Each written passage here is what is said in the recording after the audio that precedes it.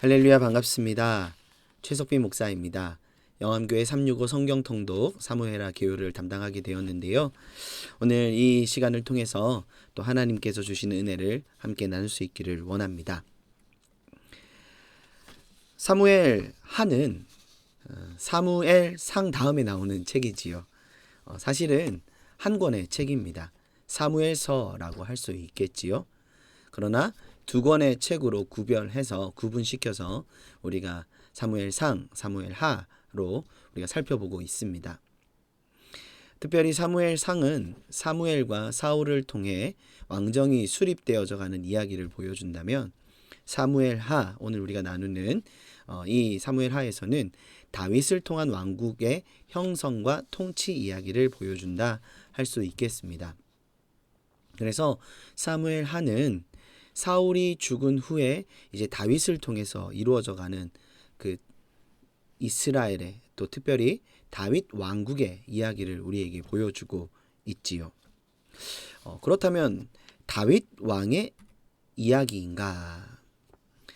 본문의 흐름상은 그렇습니다. 1장에서 6장까지를 보시면 다윗 왕이 등극하게 되는 이야기를 나오죠. 사울이 죽고 난 이후 다윗이 왕이 되고 또 통일 왕국의 또 왕으로서 자리하게 되는 내용을 보여줍니다. 그리고 7장에서는 너무너무나 중요한 다윗 언약에 대한 언급이 나오지요.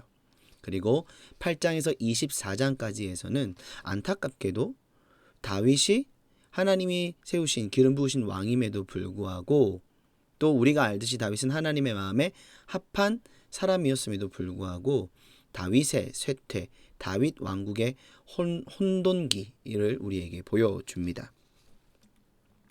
그 내용을 좀 더 자세하게 살펴보면 이렇습니다. 1장에서 2장까지의 내용은 유다의 왕이 된 다윗에 대해서 우리에게 보여주고요. 2장에서 5장까지는 온 이스라엘의 왕이 된 다윗에 대해서 나타나고 있지요. 그리고 5장에서 6장에서는 다윗이 예루살렘을 수도로 정하는 이야기를 나옵니다. 그리고 7장에서는 하나님께서 다윗에게 영원한 왕국을 약속하십니다.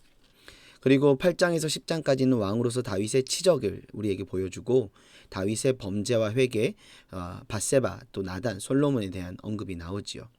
그리고 암논과 다말의 이야기와 함께 압살롬이 등장하고 압살롬의 반역과 죽음, 그리고 다윗 통치에 다윗이 이제 회복이 됩니다. 그리고 나서 다윗 통치 후기 이야기를 나타내 보여주는데요. 이 사무엘하 이야기를 전체적으로 우리가 볼 때에 두 갈래로 나눠볼 수 있습니다. 지금 7장 위쪽에서 볼 수 있는 다윗이 하나님께 주신 그 은혜를 누리고 다윗의 허락하신 하나님이 주신 복을 누리는 시절로 볼 수 있겠고, 그 뒤편으로는 다윗이 왕이 돼서 많은 일들을 이루었지만 11장 이후에서 보시면 큰 도덕적 실패와 그로 인한 결과가 무엇이었는지를 보여주고 있습니다.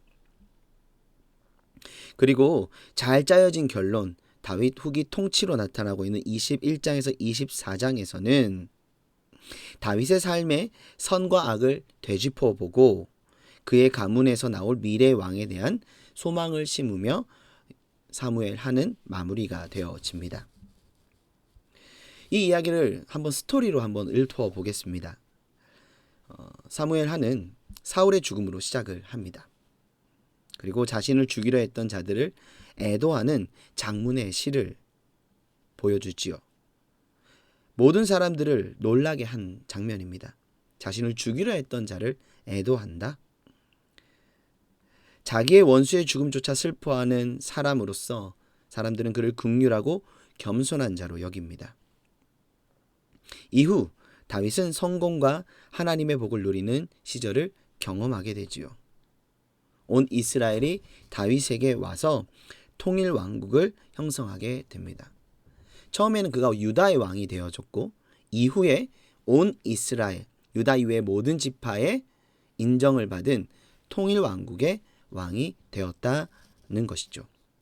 많은 사람들이 다윗을 이스라엘의 일대 왕으로, 초대 왕으로 칭하는 이유가 바로 여기에 있습니다.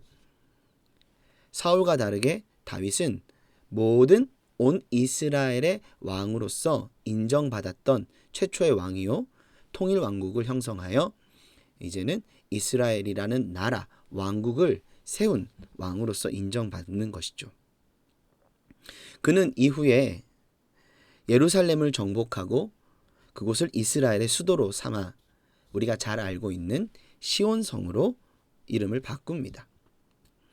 그때부터 그는 수많은 전투에서 승리하며 이스라엘의 영토를 넓혀갑니다.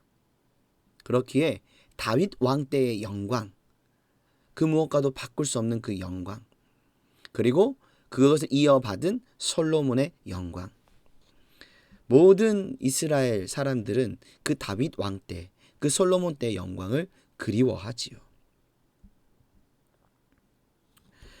그때부터 이렇듯 예루살렘은 정치적 수도로 자리를 잡게 되어지는데 다윗 왕은 거기에 머물지 않습니다.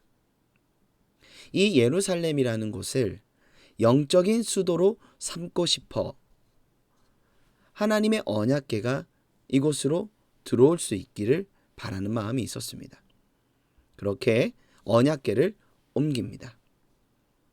다윗은 하나님의 임재가 영원히 거할 집이 필요하며 그것이 자신의 손을 통하여서 이루어지기를 바라는 마음을 품었습니다. 그리고 하나님 앞에 자신이 성전을 지을 수 있도록 하나님 앞에 요청합니다. 하나님의 집을 짓기를 원한다.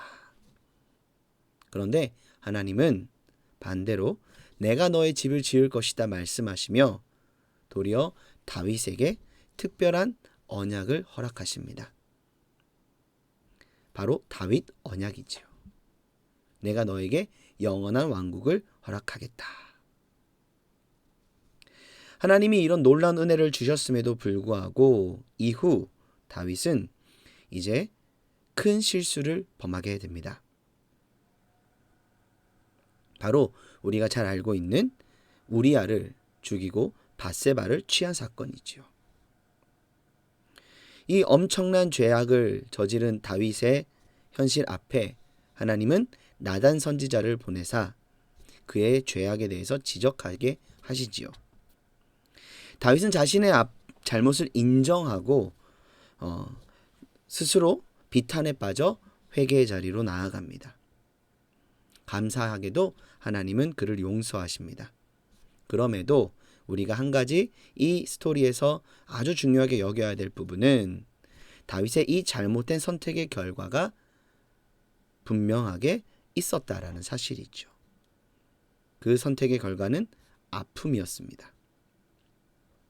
그 선택의 결과가 어떠했는지를 보여주는 것이 바로 이후에 나타나는 암논과 다말의 이야기 그리고 압살롬과의 이야기를 통해 나타나는 것이죠. 얼마나 아픈가. 암논은 여동생 다말을 성폭행하게 됩니다. 그리고 다말의 오빠인 압살롬은 이 모든 사실을 알게 된 이후 암논을 살해합니다. 가족 간에 피 튀기는 사륙이 일어나게 된 것이죠.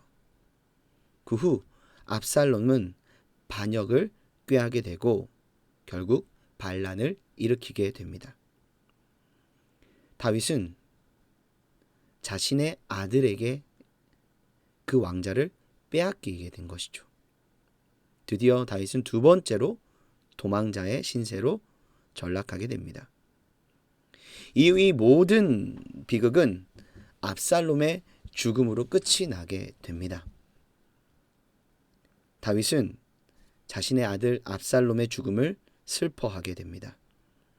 참 아이러니한 것은 그 이후 그는 자신의 왕자를 다시금 회복하게 됐지요. 다시금 자신을 죽이려 한 자의 죽음을 애도한 이후 자신의 왕좌를 회복할 수밖에 없던 다윗의 현실. 하필이면 그 반역자가 자신이 사랑하는 아들이다. 이보다 큰 아픔이 어디 있을까요?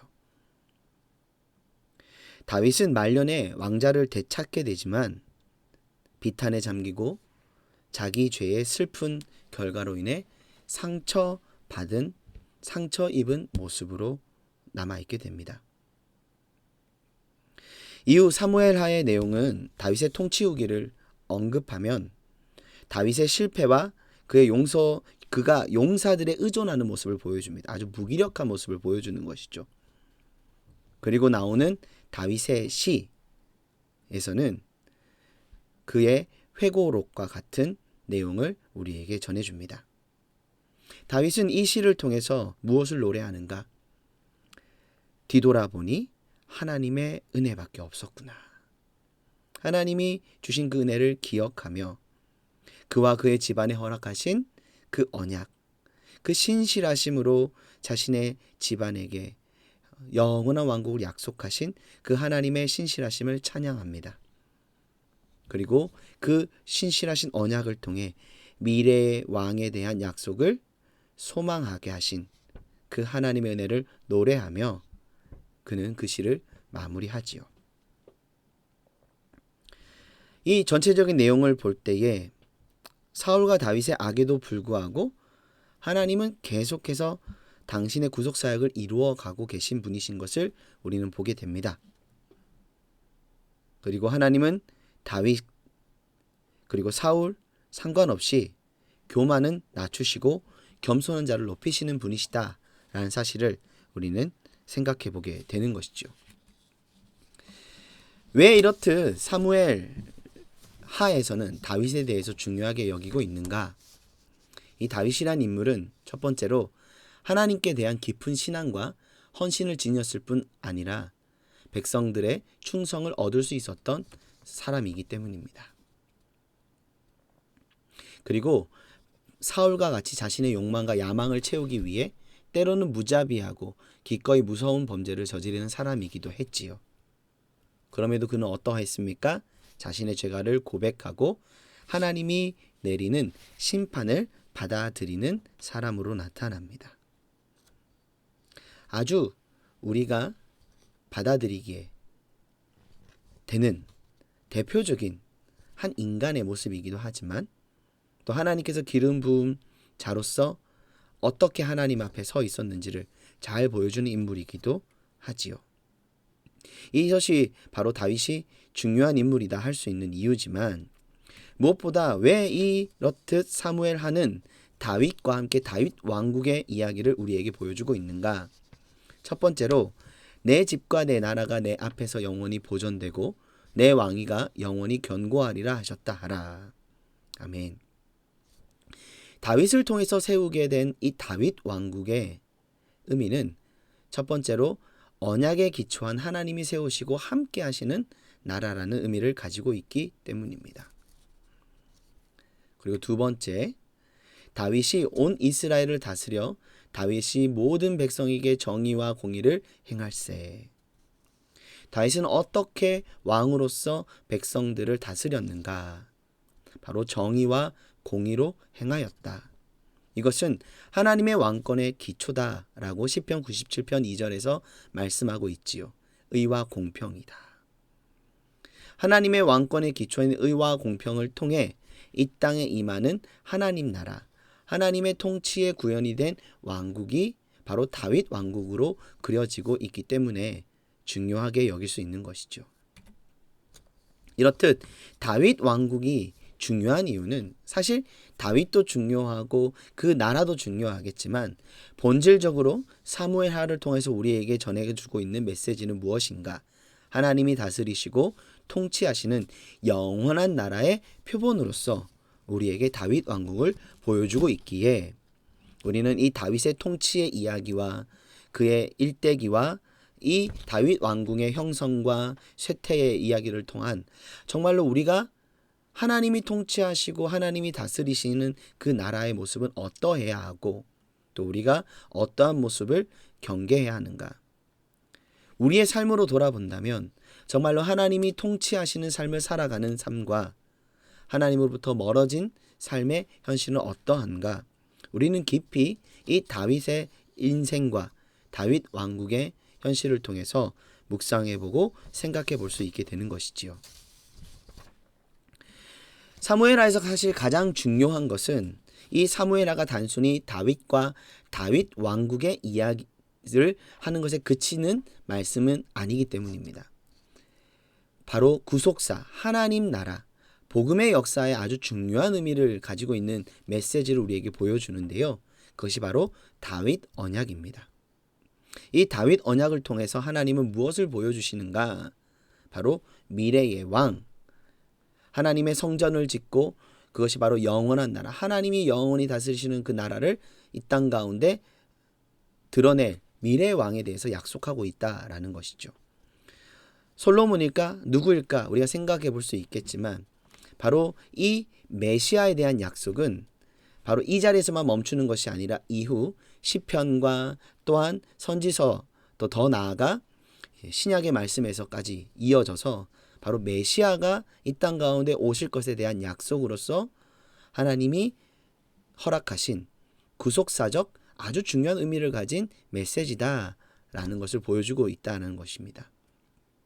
마지막으로 아브라함 언약과 연결되어져서 메시아 나라를 통해 열방에 복을 베푸실 것을 약속하고 있는 대목이 바로 이 다윗에게 허락하신 다윗 언약의 아주 중요한 내용이다. 즉 어떠한 의미를 우리에게 보여주고 있습니까? 단순히 이 사무엘 하라는 이 이야기의 흐름을 통해서 우리가 이해해야 될 것은 무엇인가? 정말로 하나님께서 이 땅 가운데 이루어가기 원하시는 하나님 나라의 구현과 또 하나님께서 어떻게 하나님 나라를 이루어 가시며 또 하나님 나라 백성으로서 우리가 어떠한 삶을 살아가야 하는지를 잘 보여주고 있는 대목이 바로 사무엘 하의 내용이다 라고 할 수 있는 것이죠. 사실 사무엘 하에 대한 개관은 이미 앞에 사무엘 상에서 많이 주제와 다양한 내용들을 다루셨을 것입니다. 사무엘 하라고 해서 다윗의 이야기라고 해서 사무엘 상에서 언급되어지고 있던 사울의 현실과 많이 다르지는 않습니다. 사울 역시도 어떠했습니까? 하나님이 복을 주셨고 영광을 누렸지만 자신의 죄악으로 말미암아 안타까운 말년을 보내게 되지요. 다윗 역시도 똑같습니다. 하나님 주시는 성공과 복을 누림으로 통일 왕국의 왕이 되었지만 그는 하나님이 주신 이 신실하신 다윗 언약을 받은 자로서 계속해서 신실함으로 살아갈 수 있었으면 좋았을 텐데 그 역시도 말년에 죄악과 자신의 범죄와 연약함으로 인하여서 다윗 왕국의 또 다윗이 하나님이 세우신 왕으로서의 온전한 영광과 성공과 복을 누리지 못하는 안타까운 말로를 보냈던 한 인물 중에 한 사람이다 라고 볼 수 있는 것이죠. 그럼에도 불구하고 사울과 다윗의 차이는 무엇인가? 다윗은 하나님께로 돌이켰다라는 사실이죠. 그는 회개함으로 하나님 앞에 다시금 자신의 죄악을 인정하고 하나님 앞에 엎드렸던 자이다. 정말로 그것이 하나님이 원하시는 삶의 모습이 아닌가 우리는 깊이 생각해 보게 됩니다. 사랑하는 영암의 가족 여러분, 사무엘하의 이 말씀을 읽으실 때 정말 재미있으실 거라 생각이 됩니다. 하나님께서 어떻게 한 나라를 세우시고 다윗을 통해서 어떠한 일들을 이루어 가시고 다윗의 어떠한 연약함과 부족함을 알게 하시는지를 많이 볼 수 있으실 텐데요. 이 사무엘하의 내용을 읽어 가시는 가운데 무엇보다 하나님께서 이 땅 가운데 세우기 원하시는 그 하나님 나라의 신실하신 약속을 이루어가는 이 과정 가운데 이 역사의 스토리가 있다라는 점을 기억하시면서 하나님의 말씀을 읽어 가신다면 단순히 다윗이라는 인물, 다윗 왕궁이라는 그 영광이 아닌 하나님 나라라는 복음 안에서 하나님께서 이루어 가시는 하나님의 통치와 하나님의 다스리심의 그 여정을 우리가 좀 더 이해할 수 있는 과정이 되지 않을까 생각해 보게 됩니다. 계속해서 하나님의 말씀 앞에 서 가시는 우리 성도님들의 삶의 여정 가운데 하나님의 충만한 은혜가 넘치게 되기를 간절히 소망합니다. 화이팅 하시고 응원하겠습니다.